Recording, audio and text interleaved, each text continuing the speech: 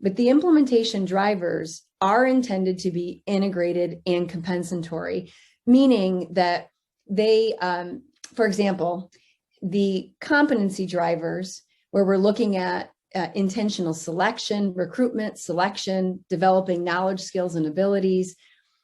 If some of those pieces, like good selection, high quality training, coaching supports, were not provided right from the get-go, and issues occur, meaning individuals who are engaged in a role don't feel like they have the knowledge, skills, and abilities to do what they're being asked to do, then the organizational driver can compensate for that, meaning that that barrier or that implementation challenge with the practitioners not feeling confident and competent in being able to use what they are expected to use, whether it's in a classroom setting or at a district level, the organizational driver would start to expose those things, because there would be a way by which implementation challenges could be lifted up and through facilitative administration could be easily rectified, and additional training and high quality coaching supports could be provided to compensate.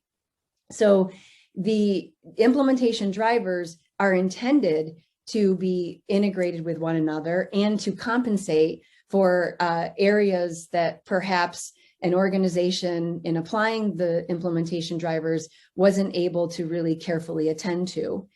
They are integrated by the nature of the fact that if we are applying the drivers to implementing a particular effective practice, we can't just think about developing competency, as an example, in isolation of not attending to the organizational structures, like the facilitative administration, systems intervention, and the decision support data system components.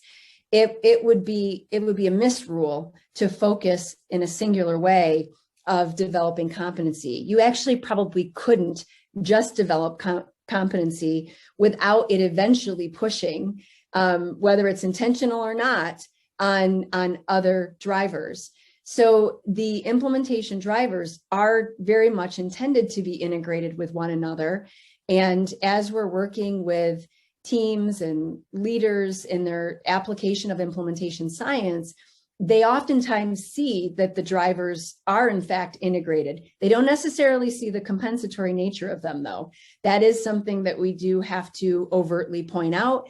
And immediately you see the light bulbs go on, where they're like, oh yeah, I get it. I understand now why you say that the drivers are why they compensate for one another.